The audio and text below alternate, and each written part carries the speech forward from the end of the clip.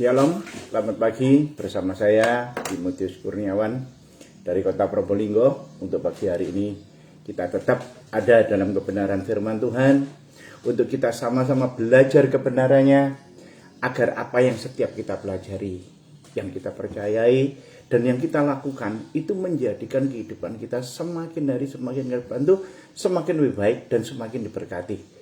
Dan saya percaya setiap orang yang melaksanakan dan melakukan firman Tuhan, Tuhan itu bertanggung jawab atas seluruh langkah kita, atas seluruh pekerjaan kita, atas seluruh rumah tangga yang kita pelihara.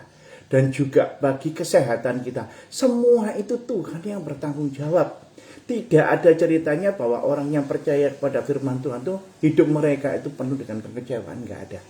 Tapi yang ada mereka yang percaya akan firman Tuhan, hidupnya penuh dengan berkat. Amin, haleluya. Kita buka sebentar di Injil Matius. Injil Matius pasal yang ke-13. Injil Matius pasal yang ke-13 ayat yang ke-10. Demikian firman Tuhan. Maka datanglah murid-muridnya, murid-murid Yesus dan bertanya kepadanya, "Mengapa engkau berkata-kata kepada mereka dalam perumpamaan?" Wow. Jawab Yesus ayat 11, "Kepadamu diberikan karunia untuk mengetahui rahasia kerajaan surga, tetapi kepada mereka tidak." Haleluya, dengar baik-baik ayat ini. Suatu kali ketika Yesus sedang seorang diri, ternyata banyak mereka yang berbondong-bondong itu datang mengelilingi Yesus. Sehingga Yesus itu tidak ada tempat lagi di daratan kering, sehingga dia naik atas salah satu perahu yang tertambat di sana dan sedikit ditolakkan agak jauh dari air, dan mereka berdiri di tepi pantai Danau Galilea itu tadi ya. Mereka itu mendengarkan Yesus berbicara. Dan ternyata Yesus berbicara di dalam suatu perumpamaan. Perumpamaan itu adalah suatu kejadian yang selaras atau yang sejajar dengan fakta, dengan kenyataan ya. Dan Yesus berkata dalam suatu perumpamaan, dia mengatakan ada seorang yang menabur ya. Dan benih-benih yang dia taburkan itu tadi, ketika dia keluar menaburkan benih, ada sebagian yang jatuh di jalan. Lalu datanglah burung untuk memakannya, sehingga benih itu tadi tidak punya kesempatan untuk bertumbuh. Tetapi sebagian lagi ada yang jatuh di tanah yang berbatu. Walaupun ada tanahnya cuman minim, sedikit dan tipis sekali, dangkal ya. Di mana benih tadi kena tanah, karena di tanah itu banyak unsur haranya, banyak unsur-unsur yang bisa membuat kehidupan ya, salah satunya air, mengandung air ada di situ. Sehingga benih ini tadi bisa pecah dan bertumbuh ya. Tapi karena tanahnya tipis dan dangkal, begitu tumbuh, dia menjadi layu ketika sinar matahari menerpa dia. Dan dia menjadi mati kering. Ya. Ada lagi, kata si penabur tadi, sebagian lagi yang jatuh di semak-semak berduri. Namanya semak-semak berduri, yaitu di daerah yang penuh dengan tanah ya. Sehingga semak-semak tumbuhan yang tidak berguna, tumbuhan yang merintangi, hanya gunanya untuk menahan longsor aja, itu bisa bertumbuh, apalagi benih yang bertumbuh di sana, jatuh di tanah itu tadi. Dan dia cepat sekali untuk bertumbuh. Tetapi situasi atau kondisi sekelilingnya ini tadi tidak menunjang. Semak duri tadi sudah bertumbuh, bercabang, beranting dengan lebat. Bahkan banyak dari semak berduri tadi yang sudah mengeluarkan duri-duri yang tajam dan besar-besar. Sehingga ketika ada tunas yang hidup, ada tumbuhan baru yang hidup, dia mudah sekali terhimpit oleh pertumbuhan dari semak duri ini tadi. Sehingga tumbuhan yang baru bertumbuh ini tadi nggak bisa bertumbuh dengan baik. Sekalipun tanahnya bagus, unsur haranya ada, tapi situasi kondisi sekelilingnya itu yang tidak menunjang. Dan sebagian lagi, ada yang jatuh di tanah yang subur. Tanahnya sudah subur, tidak ada hambatan, tidak ada gangguan. Sempurna dia bertumbuh di sana. Sehingga dia itu bisa menghasilkan buah. Ada yang 30 kali, 60 kali, bahkan 100 kali. Dan yang saya tertarik di sini adalah ketika para murid-murid itu tadi tanya kepada Yesus, "Guru, Rabuni, ya, kenapa engkau berkata kepada mereka di dalam suatu perumpamaan? Kok enggak langsung dibicarakan secara gamblang, seperti kita mendengarkan pengkhotbah-pengkhotbah atau pendeta-pendeta atau hamba Tuhan, gembala yang berbicara langsung, disingkapkan secara gamblang, disingkapkan secara terang, pembicaraannya itu jelas, maksud dan artinya. Ya, demikian yang dimaksud oleh para murid. Tapi apa jawab Yesus? Kepada mereka diberikan suatu perumpamaan. Sebab kepada mula rahasia kerajaan surga itu diberikan. Sedangkan kepada mereka itu tidak. Wah, saya betul-betul siap baca firman Tuhan ini tadi. Saya katakan, Tuhan, aku bersyukur. Saudara dan saya bersyukur. Karena apa? Karena kita diberi kasih karunia tentang kerajaan surga. Kepada mereka tidak. Kenapa dikatakan demikian? Karena saudara dan saya setiap hari ada dalam kebenaran firman Tuhan. Tiap minggu ada di dalam kebenaran firman Tuhan. Rahasia kerajaan surga itu diberikan kepada saudara dan saya lah. Dan ini gak main-main gitu loh. Rahasia ini sedikit orang yang mengupas apa sebenarnya rahasia tentang kerajaan surga ini tadi. Wow, Tuhan Yesus sungguh baik. Memang luar biasa sekali pernyataan Tuhan ini tadi. Sebelum pasal ke-13 ini, kalau kita mempelajari di pasal yang ke-12 dari Injil Matius, pada suatu kali Yesus juga bersama dengan muridnya, bersama dengan ibunya Maria, dia pergi ke bait Allah. Dan setelah melaksanakan upacara perayaan di sana, Yesus masih berbincang-bincang dengan para ahli Taurat, dengan imam-imam kepala yang ada di tempat itu. Tahu-tahu seseorang berkata, Yesus, itu loh, ibumu itu loh, sudah intip-intip, sudah lihat-lihat. Dia ada di depan sana. Mengejutkan sekali jawab Yesus. Siapakah ibuku? Siapakah saudaraku? Perlu kau ketahui. Barang siapa yang melaksanakan kebenaran firman Tuhan dan percaya kepada firman Tuhan, dialah ibuku, dialah saudaraku. Oh, Tuhan Yesus sungguh baik. Dan sekarang di pasal yang ke-13-nya, di sini dikatakan, kepada mula kerajaan surga itu, rahasia kerajaan surga itu diberikan. Dan saya percaya ada korelasi hubungannya antara pasal 12 dan pasal 13 ini tadi. Kenapa demikian?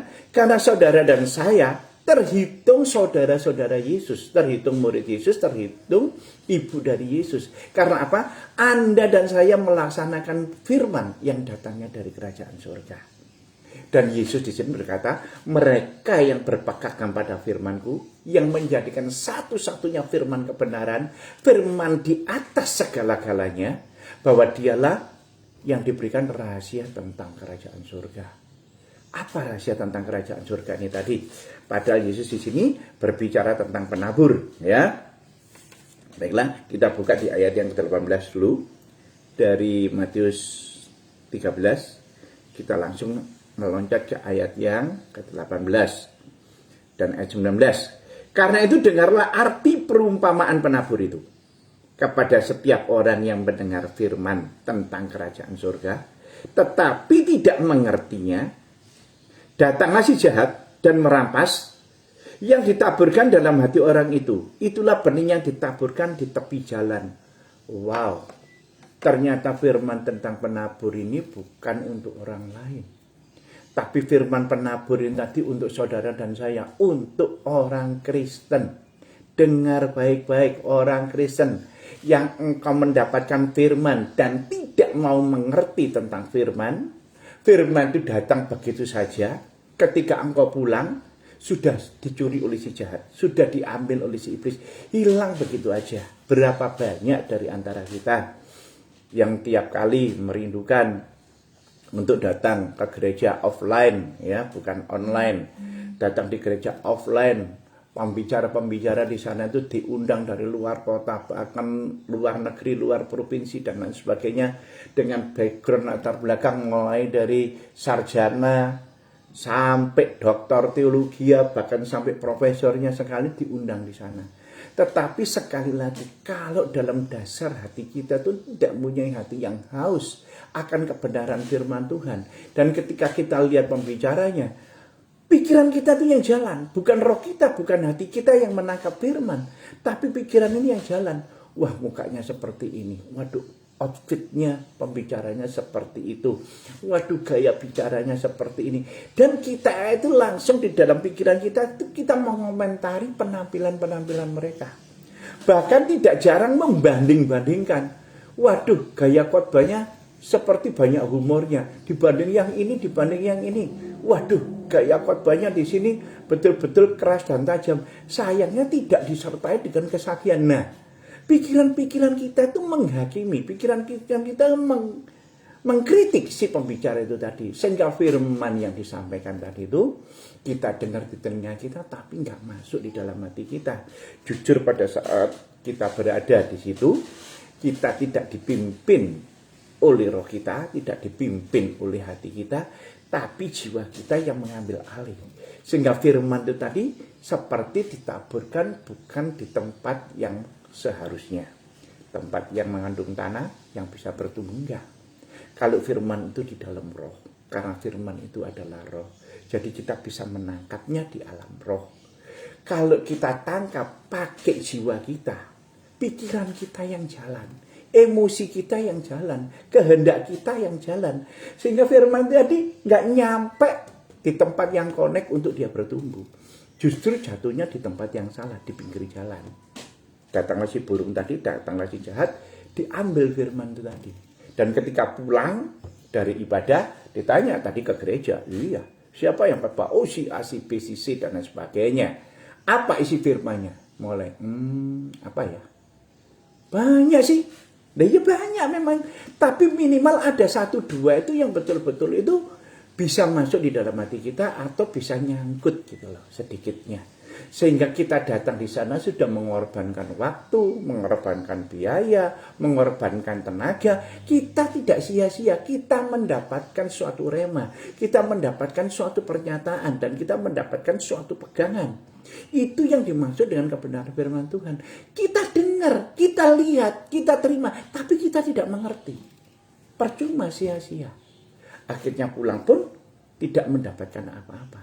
Ini yang dikatakan oleh Yesus. Ayat yang ke-20, ya. Ayat 20. Benih yang ditaburkan di tanah yang berbatu-batu itulah yang mendengar firman Tuhan itu segera menerimanya dengan gembira. Tetapi ia tidak berakar dan tahan sebentar saja. Apabila datang penindasan atau penganiayaan, firman itu, orang itu pun segera murtad. Nah, bagian berikutnya. Ternyata firman tadi sudah, kita nggak usah cerita, kalau jatuh di tepi jalan pasti hilang. Ya. Sekarang jatuh di tanah yang berbatu. Tapi di sana ada tanahnya cuma tipis, dangkal, sedikit. Ternyata benih itu ada yang turun di sana, jatuh di sana. Sehingga dari unsur-unsur hara di tanah yang tadi bisa menumbuhkan dia. Dan dia mulai bertumbuh, tetapi akarnya ini tadi tidak bisa menembus batu.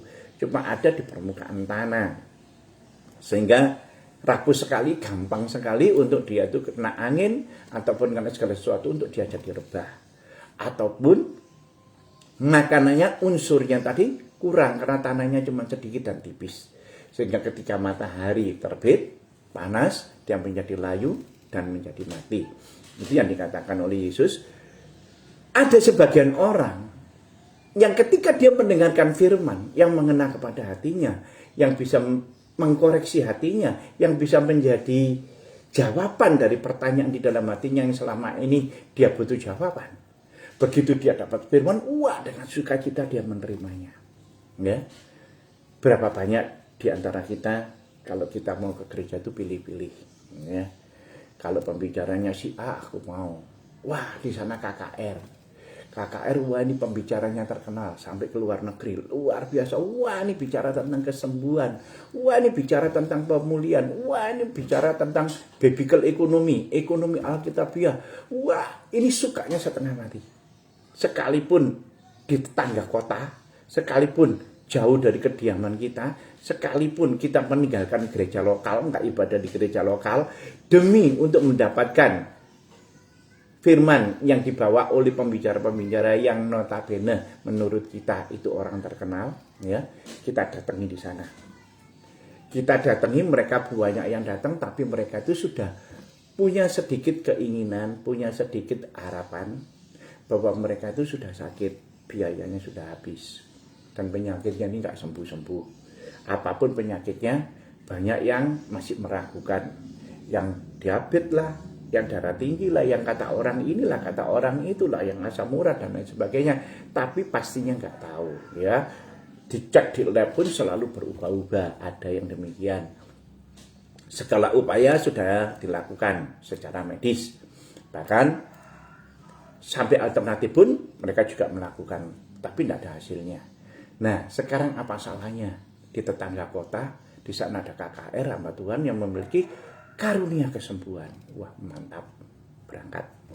Dan ketika berangkat di sana, dengan diniatin, dengan semangat yang menggebu-gebu, penuh harapan, datang. Puji-pujian di sana, nggak peduli orang kanan kiri, ikut memuji memuliakan Tuhan. Dan ketika firman itu dibagikan, memang firman itu bisa mengena di dalam hatinya, ya, dan menjadi jawaban yang selama ini dia pertanyakan, dan menjadikan jawaban yang selama ini dia butuhkan. Kalau engkau percaya kepada Tuhan Yesus Kristus, saat ini kau memberikan hidupmu kepada Tuhan Yesus Kristus, percayalah, maka kesembuhan itu akan turun atas engkau. Nah, apa yang terjadi? Iman dia pada saat itu betul-betul menunjukkan suatu iman yang terpaut dengan kerajaan surga. Dia memiliki keteguhan hati, kesungguhan hati untuk aku percaya kepada firman-Nya. Sehingga ketika firman-Nya dikatakan, diamini, dipercayai, dilakukan, mengakui segala dosanya, terjadilah kesembuhan di tempat itu. Terjadi, bukan nggak terjadi. Yang sakit sembuh. Sembuhnya bagaimana? Dia merasa badannya lebih ringan, dia bisa merasakan badannya lebih segar, tidak seperti berangkat tadi, sekarang pulang hatinya penuh dengan sukacita, masih memuji memuliakan Tuhan. Dengan kata lain yang melihat itu, wah, dia sudah lupa sama penyakitnya, tapi dia berkata, enggak, aku enggak lupa, memang sudah enggak ada penyakit itu, aku sudah disembuhkan. Ya, amin, saya percaya. Begitu pula mereka yang punya kesesakan tentang masalah finansial, ketika disingkatkan firman-Nya bahwa untuk supaya kita bisa diberkati, kita harus jadi saluran berkat dulu, sehingga apa yang kita taburkan, apa yang kita berikan, itu akan dibalaskan Tuhan. Jikalau engkau memberi, maka gelas atau tempat cawan yang menjadi ukuran kita akan dibalaskan oleh Tuhan untuk sedikit digoncangkan dan dipadatkan, sehingga dia itu masih amber, masih luber, dan itu yang dibalaskan Tuhan kepada kita. Ukuran yang kita gunakan dipakai oleh Tuhan dengan sedikit kelebihan, itu diberikan kepada kita. Bahkan nggak tanggung-tanggung. Mereka yang punya problem, punya masalah, mereka percaya, Tuhan, aku sekarang nggak mau menyelesaikan dengan pikiranku sendiri. Tadi pembicaranya berbicara di dalam KKR itu tadi, serahkanlah segala kekhawatiranmu, serahkanlah segala bebanmu, maka Tuhan akan mengambil alih dan Tuhan akan memberikan kelegaan kepadamu. Dan dipercayai, dia penuh dengan sukacita, pulang ke tempatnya. Ternyata 1-2 hari perkara dahsyat itu terjadi dalam kehidupannya. Sakitnya mulai sembuh, beban-beban finansialnya mulai terurai, walaupun gak sepenuhnya pulih, tapi sudah mulai terurai. Problem rumah tangga, masalahnya sudah mulai sedikit mencair. Sudah ada sedikit harapan untuk menuju bahwa sebentar lagi akan menjadikan suatu penyelesaian yang betul-betul harmonis. Tetapi dikatakan, firman ini tidak jatuh di dalam taman hatinya dia. Firman ini hanya jatuh di dalam permukaannya saja, gitu loh. Jadi tidak mengakar. Cuma diterima pada saat KKR, ketika pulang besok pagi tidak diulangi lagi, tidak kembali mencari Tuhan, menyembah memuliakan Tuhan di kamar doanya, tapi dia bablas tidurnya. Dan dia merasa tubuhnya enak, mumpung aku bisa tidur setelah berbulan-bulan gak bisa tidur, sekarang tidur ya udah dilanjut. Dan ketika bangun udah siang, sudah waktunya kerja, tidak ada waktu untuk Tuhan, tidak ada waktu untuk berdoa. Nah, mereka cenderung ke pekerjaannya. Yang finansialnya pun dipulihkan oleh Tuhan, mulai sedikit ada pemulihan. Kapan lagi? Mumpung pembeli-pembeli itu banyak, mumpung relasi-relasi itu banyak yang mau transaksi, aku tidak mau melewatkan kesempatan ini. Aku tidak mau buang-buang waktu. Yang waktu-waktu yang lalu bisnisku terpuruk, kapan lagi aku memulihkan? Bila perlu aku kerja bukan hanya 12 jam, bila perlu 18 jam. Sampai malam pun masih transaksi, buka laptopnya, buka komputernya, telepon kanan, telepon kiri, kirim email dan lain sebagainya, mengadakan penawaran dan lain sebagainya, masukkan problem proyek-proyek. Nah, lebih banyak mereka ke arah situ daripada mereka kembali kepada Tuhan, memelihara firman yang diterima tadi di pada waktu KKR. Seharusnya firman yang diterima di waktu KKR tadi dipelihara. Tetap supaya apinya berkobar. Tetap supaya berakar di dalam hati kita. Tapi ini nggak dilakukan. Kembali mereka masuk dalam dunianya yang lama. Mereka merasa bahwa yang lama itu sudah berlalu, ini ada kesempatan untuk menjadi baik, ya aku gunakan kesempatan yang tadi. Nah, ini yang dikatakan oleh Tuhan Yesus tentang benih yang jatuh di tanah yang tipis, dangkal, karena tanah itu berbatu, ya. Sehingga ketika terjadi huru-hara di dunia ini, kena panas, kena angin, kena hujan, kena badai, bahkan sedikit ada genangan air yang mengalir, dia itu akan tumbang, runtuh. Gampang sekali. Mereka yang sudah sembuh hanya sekali dua kali terlihat di gereja. Setelah itu mereka lebih banyak ikut dunia. Hanya sekali dua kali ketika bisnisnya mulai dipulihkan, selebihnya mereka banyak ngurusin proyeknya. Nah, inilah yang dikatakan oleh Pak Yesus, bahwa keadaan dunia itu tadi mematikan benih firman yang tertanam di dalam taman hati. Tetapi kalau kita menggunakan di dalam roh, kita menyembah memuji di dalam roh, kita pelihara, roh itu sendiri yang membuat akar ini semakin hari itu semakin kuat. Dan akan semakin tumbuh firman itu dalam kehidupan kita. Jangankan angin badai, puting beliung, gempa bumi pun tidak akan menggoyahkan. Kenapa? Akarnya begitu dahsyat, begitu kuat. Bukan dengan pikiran kita yang dikelola oleh jiwa kita, IQ kita, bukan. Tapi betul-betul dipegang, tertanam di dalam roh dan kebenaran. Dan ini tempatnya yang subur di dalam hati yang takut, yang bertaut kepada Tuhan. Yang selalu melakukan suatu hubungan intim, relationship dengan Allah setiap hari, setiap saat, setiap waktu. Orang yang hidupnya seperti ini, firman itu mengakar dalam kehidupan dia. Goncangan apapun, prahara apapun, gencetan apapun, pukulan ekonomi apapun, tidak akan menggoyahkan. Karena dia hidupnya hanya tergantung kepada firman. Firman itu sendiri yang menyelesaikan, firman itu sendiri yang meniadakan segala sesuatu yang mematikan. Tetapi kalau kita kembali kepada dunia, dunia ini tadi menghimpit benih firman yang tumbuh tidak berakar secara dalam. Sehingga firman ini menjadi mati.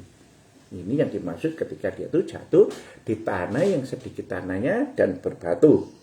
Ayat berikutnya, ayat yang ke-20,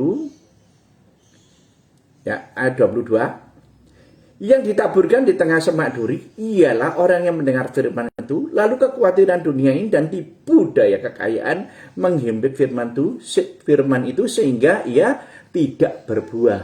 Waduh, ada benih firman juga jatuh di tanah yang subur, yang penuh dengan hara. Semak duri aja yang tidak berguna bisa bertumbuh subur di sana, bercabang, beranting, ya. Apalagi benih firman. Tetapi lingkungannya salah. Ketika dia jatuh di sana, dia bertumbuh, bukan nggak bertumbuh, cepat pertumbuhannya. Tetapi sekelilingnya tadi tidak menghendaki untuk dia bertumbuh terus. Bahkan masih remaja, bahkan masih sedikit bertumbuh, dia sudah digencet di sana, sudah mati di sana. Nah, ini saya miris sekali, banyak sekali mereka yang sudah beriman, dididik di dalam lingkungan keluarganya untuk kenal akan Tuhan, kenal akan firman. Begitu sudah mulai remaja, mereka itu sudah mengenal lawan jenisnya, sudah mulai pacaran, sudah mulai bersuami, jenjang ketingkatannya. Tetapi tidak pernah diperhatikan bahwa imannya itu bertumbuh atau enggak. Bahkan yang lebih ekstrim, banyak mereka itu yang tidak seiman untuk dipaksakan mereka menikah dengan berbagai macam alasan, ya.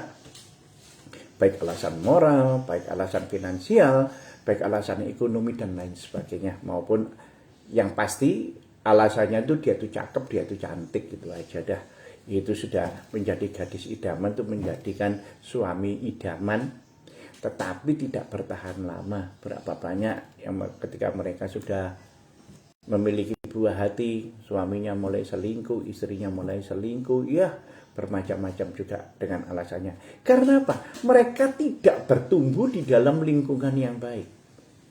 Tanahnya subur. Mereka dapat firman sejak kecil, iya. Tapi mereka bertumbuhnya, sekarang tumbuhnya sudah di tengah semak duri. Apalagi mereka yang orang-orang seberang yang tidak seiman, ya udah menjadi kacau.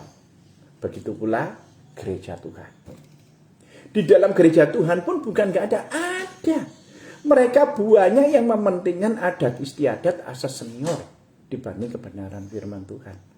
Ketika dia membawa kebenaran firman-Nya seperti ini, mereka-mereka yang sudah senior, orang-orang yang ternama di sana, otomatis mereka itu menentang karena pendapatnya tidak sesuai dengan komunitas mereka. Yang satu bawa dengan firman Tuhan menggebu-gebu seperti ini firman, yang satunya lagi bilang kita itu berdasarkan kemanusiaan, kita itu juga bergereja itu, kita itu juga bisa bergaul, kita bisa teposeliro, kita bisa beradaptasi. Gak boleh terlalu kencang, gak boleh terlalu lurus, karena kita itu hidup bermasyarakat. Banyak benturan-benturan yang seperti ini. Kaum muda, leader, singer, kamu gak sesuai dengan komunitas kita. Padahal dia datang dengan hati yang menggebu-gebu, aku ingin melayani Tuhan. Tetapi ketika dia masuk dalam lingkungan yang katanya rohani di dalam gereja, tapi belum bisa adaptasi dengan komunitas mereka, sehingga komunitas mereka orang-orang yang lama langsung aja dijudge, langsung aja mereka itu mengadakan penghakiman bahwa kamu itu nggak level bergaul sama kita ini sudah melayani sekian tahun, kita ini tiap minggu kita itu main rebana, juga leader, singer, tamborin, pemain musik, dan lain sebagainya. Kamu nggak layak, langsung dibully. Ya. Nah, karena nggak tahan, yang bully bukan satu orang, tapi satu grup, dibuat bulan-bulanan, akhirnya mundur, nggak jadi pelayanan. Mati di sana tanaman yang tadi dihimpit oleh semak duri. Yang di umum pun sama. Ya, aku di sini nggak dapat tempat. Setiap kali aku memberikan pendapat, ya tempat duduk di gereja pasti diberikan. Bukan ada tempat itu, bukan berarti tempat untuk duduk dengar firman, bukan. Tapi tempat untuk pengembangan talenta, untuk melayani Tuhan ini tadi itu nggak ada sama sekali.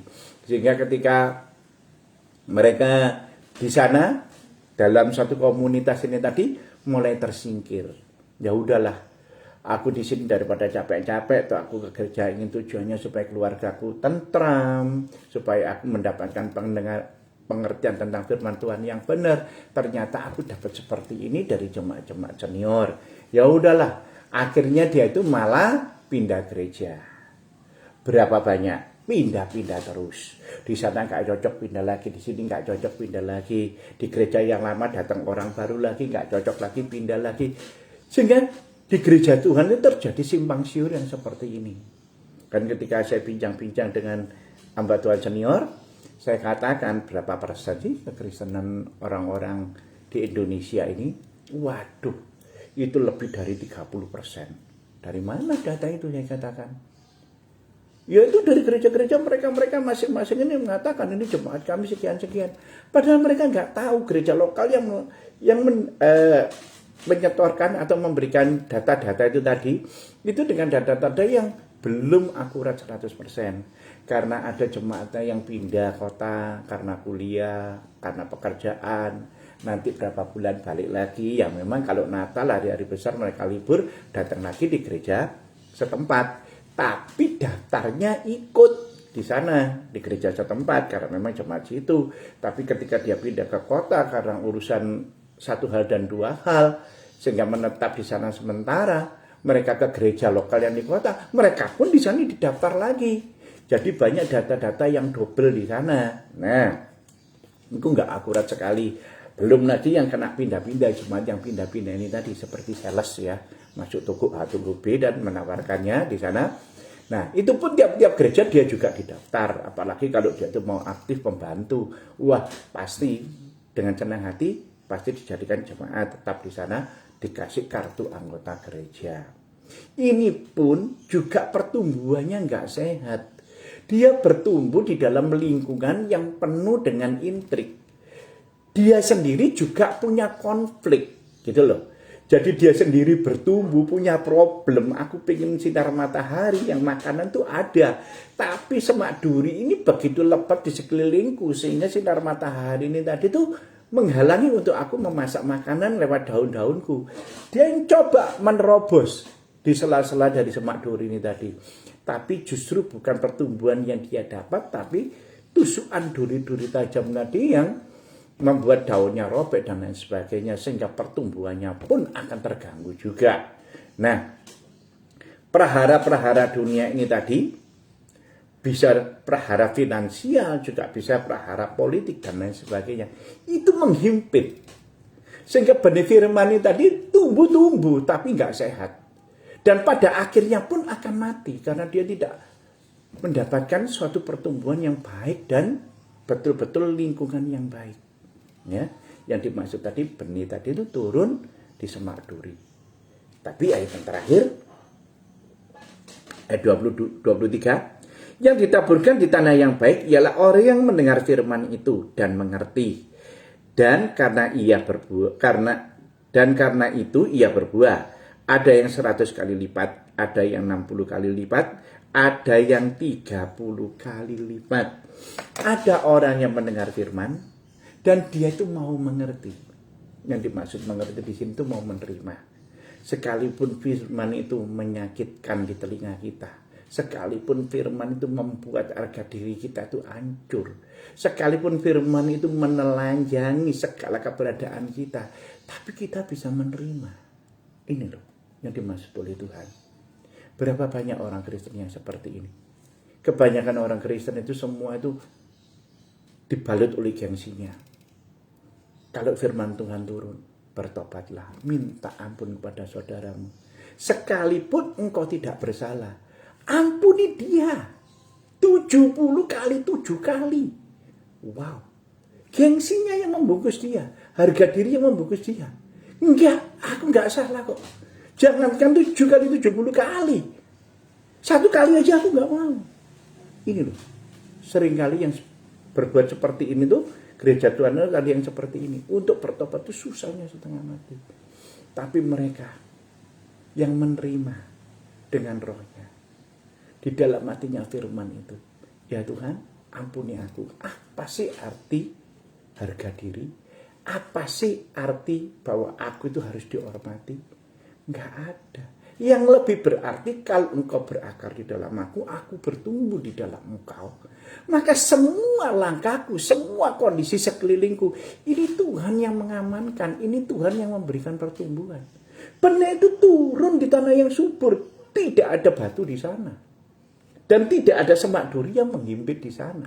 Sekalipun panas matahari itu begitu teriknya, tumbuhan ini nggak butuh gengsi. Mau tumbuhan ini nanti daunnya keriting, mau tumbuhan ini nanti daunnya melebar, mau tumbuhan ini sedikit daunnya, nggak pusing.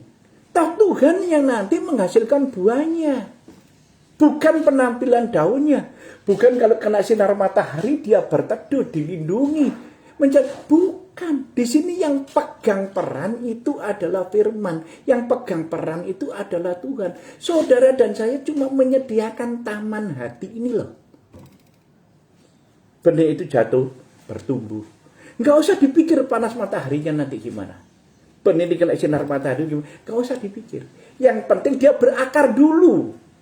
Dan ketika dia berakar, kita pelihara di dalam hati kita. Kita terima firman-Nya pakai roh. Sekalipun itu menyakitkan bagi telinga. Sekalipun firman itu menggores hati kita sangat dalam, kita terima. Kita lakukan. Nggak mudah untuk melakukan firman itu. Tetapi justru di situ Tuhan mengatakan, lakukan. Cukup kita melakukan bagian kita. Yang kita bisa, yang kita mampu. Nggak semuanya. Tapi kalau hatimu mau, Tuhan yang nanti yang melakukan sisanya. Glory, haleluya. Berakar, bertumbuh. Benih tadi tumbuh ke atas. Belum ada daunnya, belum ada tempat bernaung. Sinar matahari itu begitu gencarnya. Sinar matahari itu begitu tajamnya. Apa benih ini akan mati? Enggak juga. Tuhan kita tuh ajaib, Tuhan kita tuh luar biasa, Tuhan tuh penuh mujizat dan Tuhan tuh penuh segala-galanya. Baru keluar kena sinar matahari, enggak mati kok. Banyak tumbuhan yang seperti ini, enggak nunggu daunnya dulu menaungi, enggak. Dia tumbuh batang dulu. Bahkan nanti tumbuh rantingnya, baru tumbuh daunnya. Mati, enggak. Belum tumbuh daun, kena angin. Iya, dia goyang. Akarnya kuat, fleksibel. Kena angin nggak katut, kena angin nggak ikut, enggak tuh.